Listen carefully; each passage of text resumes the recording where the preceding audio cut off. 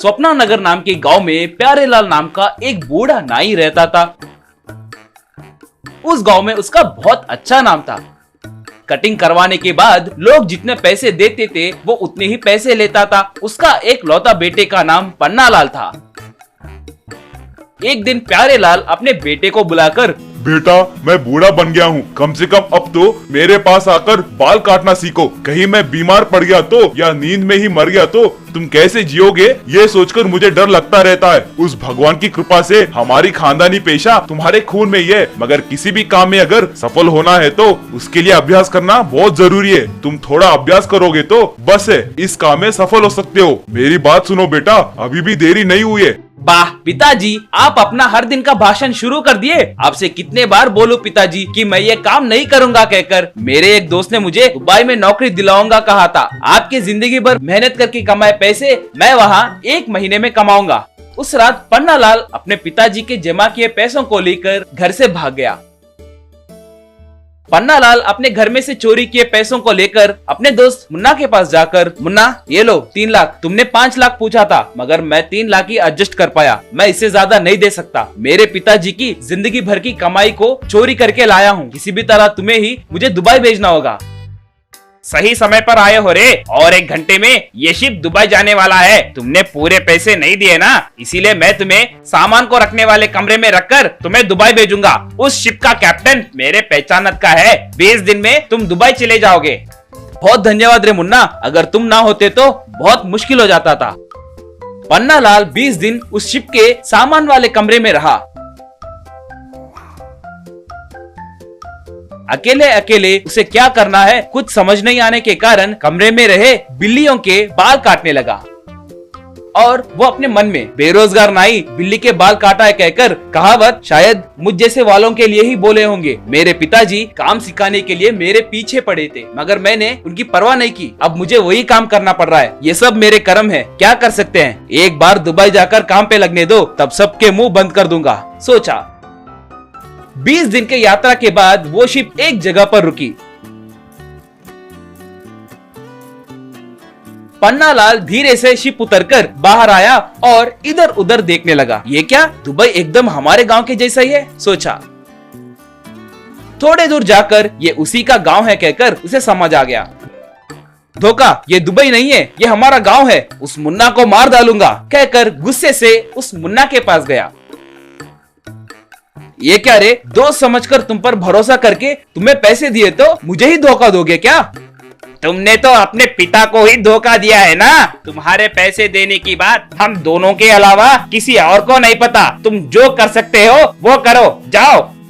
पन्नालाल रोते हुए अपने पिता के पास जाकर, मुझे माफ कीजिए पिताजी, मैंने आपको धोखा दिया, इसीलिए मुझे उसकी सजा भी मिली है कहकर जो हुआ वो सब बताया। जाने दो बेटा, जो हुआ वो अपने भले के लिए हुआ। पैसे गए तो गए, मगर तुम्हें अपने काम के महानता के बारे में पता चला है और तुम सुरक्षित घर आए हो, वो बस है मुझे। मैं कल से ही अपना काम शुरू करूंगा पिताजी। वो सुनकर प्यारेलाल बहुत खुश हुआ। पन्नालाल अपने सामान लेकर गांव के बीच में खड़ा हो गया, मगर कोई भी उसके पास कटिंग करवाने नहीं आ रहा था। पन्नालाल साइकिल पे जा रहे एक व्यक्ति को रोककर, सर सर सर सर, सिर्फ 5 मिनट में आपका कटिंग और शेविंग कर दूंगा सर। देखिए आपके बाल और दाढ़ी कैसे बढ़ गए हैं।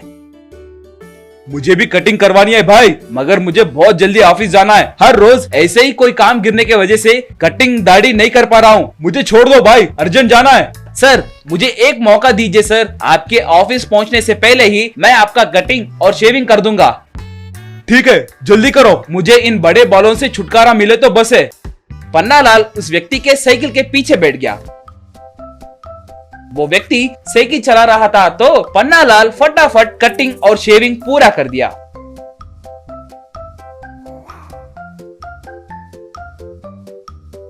पन्नालाल उसे आईना दिखाया। आईने में अपना चेहरा देखकर, चलते साइकिल के ऊपर क्या मस्त कटिंग करे हो भाई, तुम्हारे वजह से मुझे बहुत समय बचा है, ये लो, ये पैसे लो कहकर पैसे देकर जल्दी जल्दी वहां से चला गया। उस दिन से पन्नालाल के मोबाइल सैलून के बारे में सबको पता चला। जिनके पास कटिंग और शेविंग करवाने के लिए वक्त नहीं रहता था, वो पन्नालाल को साइकिल पर, बाइक पर बिठाकर कटिंग करवा लेते थे। उनके जगह को पहुंचने से पहले ही पन्नालाल अच्छे से कटिंग कर देता था। बहुत कम समय में ही पन्नालाल बहुत पैसे कमाया। एक दिन पन्नालाल प्यारेलाल से, आपने सच कहा है पिताजी, जो भी होगा वो सब अपने भले के लिए होगा। शिप में बिल्लियों को कटिंग करने के वजह से ही मैं ये मोबाइल कटिंग सैलून चला पा रहा हूँ। ऐसे वो सब खुशी से जीने लगे। हमारे गांव के सरहद के समुद्र में एक छोटा द्वीप हुआ करता था। उसमें शिमोगा नाम का गांव बसा था।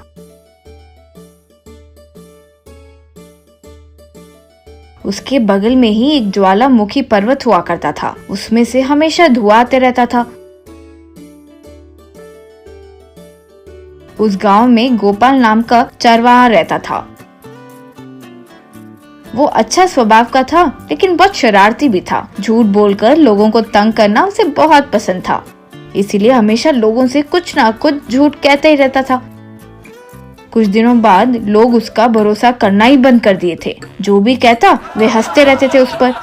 हर दिन गोपाल अपने पशु को लेकर ज्वालामुखी के पर्वत के पास उन्हें घास खिलाने के लिए लेकर जाता था। वो बहुत दिलचस्पी से उस ज्वालामुखी को देखता रहता था। उस गांव में एक पुराना बोइंग एरोप्लेन हुआ करता था। उसके ऊपर बच्चे चढ़कर हमेशा खेलते रहते थे। एक बार गोपाल जब अपने पशु को घुमा रहा था, उस पहाड़ पर एक हेलीकॉप्टर उतरा। उसमें से एक फॉरेनर और एक देसी आदमी उतरे। दोनों सूट बूट पहने हुए थे। फॉरेनर ज्वालामुखी का फोटो लेते हुए किसी मीटर से उसका तापमान कितना है, वो कितना गहरा है, ये सब का अंदाजा लगाने लगा। ये सब गोपाल चोरी छिपे देख रहा था। वीडियो भी निकाला।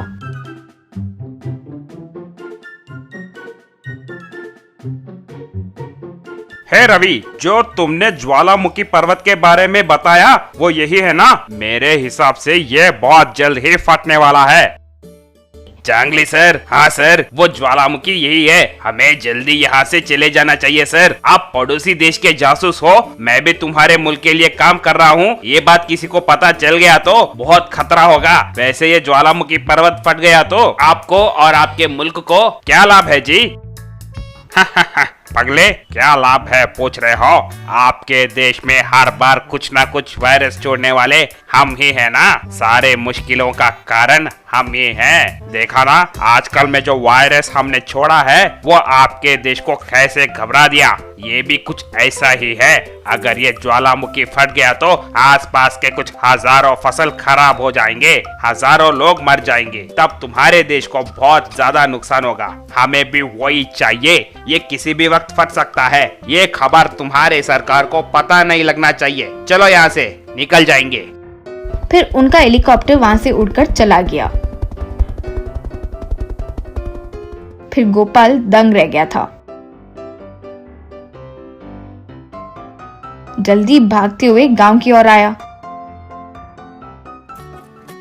लोगों को बुलाकर जो उसने देखा सुना वो सब बताया। श्रीमान, मैं जो बोल रहा हूँ वो सच है। बहुत जल्द वो ज्वालामुखी फट जाएगा। अगर वो हुआ तो हम सब जलकर राख हो जाएंगे। चलिए, हमें तुरंत गांव छोड़कर चले जाना चाहिए। क्यों रे कमीने, तुम कभी नहीं बदलोगे क्या? गांव खाली करके हमें नहीं जाना है रे, तुम्हें जाना चाहिए। कम से कम आधी परेशानी तो हमारी कम होगी। रे, ये बेकार की बातें बंद नहीं किए तो पैर तोड़ दूंगा रे कमीने कहीं के। जाओ यहाँ से। तब विमान पर बैठा लड़का, हेलो, वो जो बोल रहा है वो सच हुआ तो आप लोग क्या करोगे? इस द्वीप को छोड़कर जाना है तो अभी एक नावी है, बाकी सब जमींदार के बोट हैं यहाँ। कभी सोचा इस बारे में? कौन हो रे तुम? किसके बच्चे हो? कभी तुम्हें इस गांव में नहीं देखा। अरे भाई, कौन है इस लड़के के माता पिता? सब नहीं पता कह रहे थे। इतने में ज्वालामुखी जोर से आवाज करते हुए फटने लगा।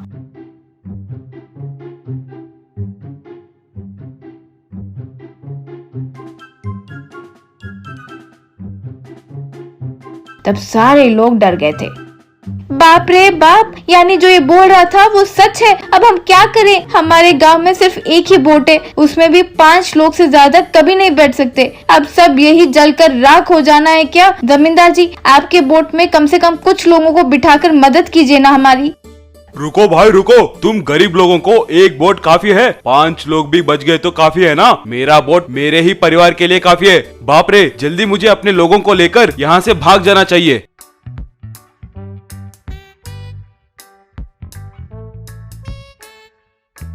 हे भगवान, गरीब लोगों में पैदा हुए तो ये शिक्षा दे रहे हो आप। हमारे गांव में किसी भी सरकार ने हमारा हालचाल नहीं पूछा, तब भी हम किसी भी तरह जी रहे थे, लेकिन अब ऐसे मरने की स्थिति आ पड़ेगी ये कभी नहीं सोचा था।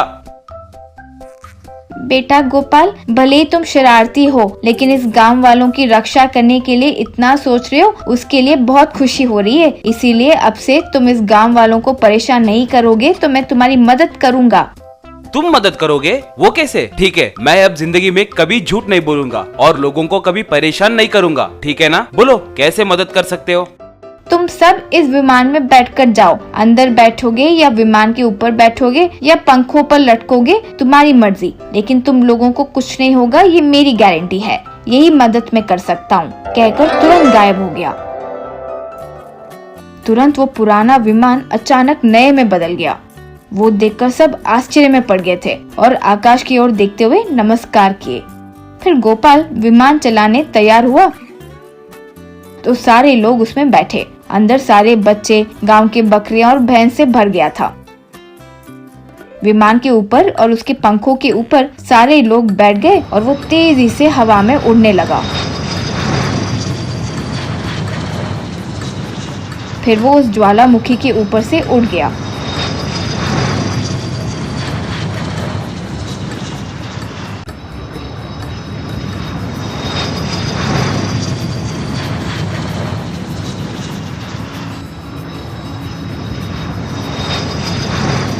उनकी जान बचाने के लिए सारे लोगों ने गोपाल का शुक्रिया अदा किया।